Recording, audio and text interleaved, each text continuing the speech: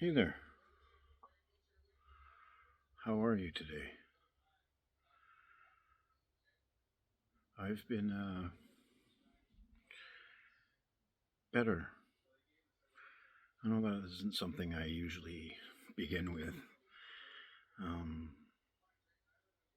but it's really what I've been experiencing. And so I found a way to begin a new relationship with myself.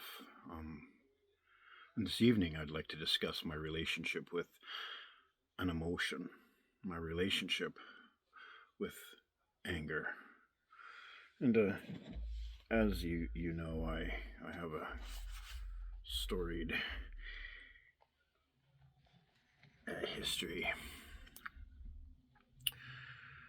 Um, I want to ensure you um, that this information shouldn't become overwhelming for you. But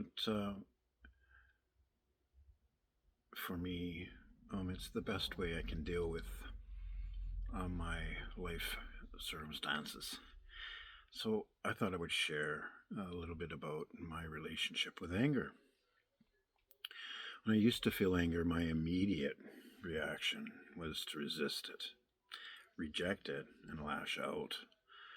Once I decided I wanted to change that pattern, I started practicing a few simple steps to help me regulate myself in the heat of the moment. First, I acknowledge exactly what I'm experiencing mentally. Then I turn my attention inward to notice what I'm feeling physically in my body. In those moments, I ask myself, am I able to stay present and feel safe right now? Or do I need to take a break until I regain my clarity? I've learned that it always is okay for me to state that I need a minute to reset and refocus. I try to think back to times when I handled similar situations effectively, those moments where anger didn't hijack my brain and body.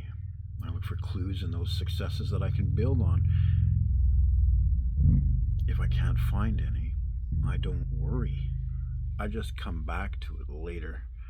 My goal is to bring awareness to the pattern, spot the moment to interrupt, and engage a tool.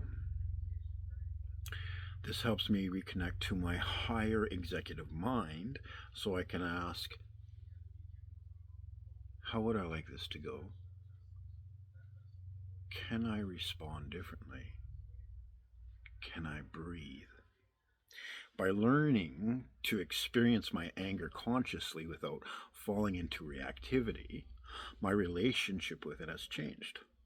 I've begun to see that my reactivity was often just a shield of resistance I used to cope with my feelings of rejection or deep need to feel safe or the anticipation of hurt.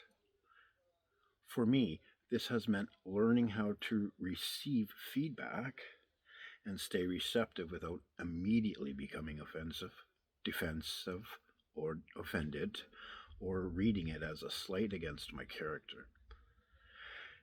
I've also come to realize that not all my anger is unhealthy. I've seen others express deep passion while maintaining their composure, and I've realized that at times I can be that person too.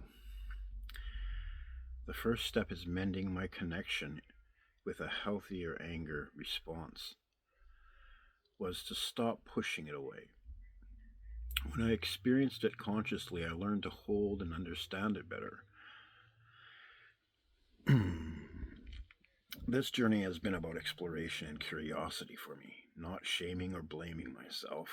To guide my exploration, I ask myself these questions. What does anger feel like to me? And where does it show up in my body? When I'm when anger arises, do I notice tension, Are there parts of me that want to clamp down? Can I allow the energy of anger to flow through me, or does it only seem to worsen it? Do I have any beliefs, misconceptions, that make me view my anger as strictly negative? What is it about anger that I fear the most? Is there fear coupled with it?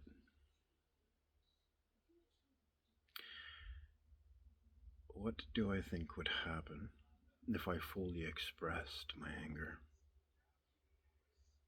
I realized that the meanings I used to attach to anger kept me from truly understanding it. By exploring the heat, the tension, and the stories I tell myself, I've stopped treating my emotion like an enemy and started connecting with myself. I'm not here to beat myself up. I'm here to become conscious. As I dive into my emotional landscape, I'm finding that when I hold my anger with awareness, it becomes a tool for my growth rather than a source of distress. You know, I've had moments where this all comes into perspective for me, and then sometimes it just completely eludes me. I found out an interesting fact while learning about my relationship with anger that often, let me ask you this question: what is the opposite of anger? Let me guess. You probably thought love. Actually, what they say is the opposite of anger is fear. And for me, when I discovered that, it actually made a lot of sense to my reactivity to certain situations in my life.